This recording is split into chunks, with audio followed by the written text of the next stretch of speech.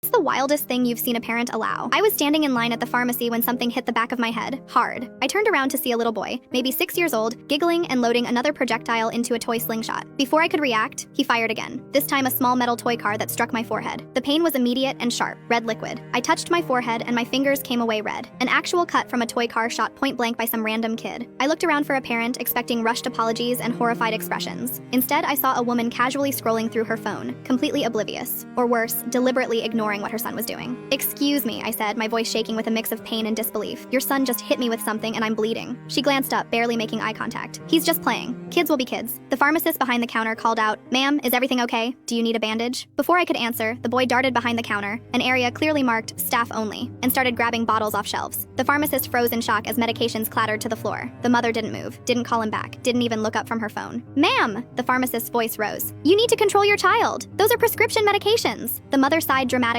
as if we were all inconveniencing her. "He's exploring. It's how children learn." An elderly man in line behind me stepped forward. "Young lady, your son could hurt himself or others. Those medications aren't toys." The boy emerged from behind the counter with something in his hand, a bottle of pills. Before anyone could stop him, he popped the cap and dumped them on the floor, then started stomping on them, crushing expensive medication into powder. The pharmacist rushed from behind the counter. "That's enough. Those are controlled substances. I'm calling security." The mother finally stood up, but not to discipline her child. Instead, she pointed at the pharmacist. "Don't you dare threaten my son. He's expressing himself. He's destroying property and endangering himself." I couldn't hold back anymore. "And he physically injured me." I pointed to my still bleeding forehead. The mother looked at me with cold eyes. "If you can't handle being around children, that's your problem." Something in me snapped. I pulled out my phone and started recording. "So, you're saying it's okay for your child to assault strangers and destroy medication?" Her eyes widened. "Stop recording me right now or You'll what?" The elderly man cut in. "Assault her like your son did? I'm a witness, and I've already called the police." The mother's face transformed from entitled to panicked in an instant. She grabbed her son's arm, the first parental action I'd seen from her, and tried to pull him toward the exit. The boy screamed and went limp, a practiced tantrum that made her stumble. The pharmacist blocked the exit. "The police are already on their way. Those medications are worth thousands, and we have everything on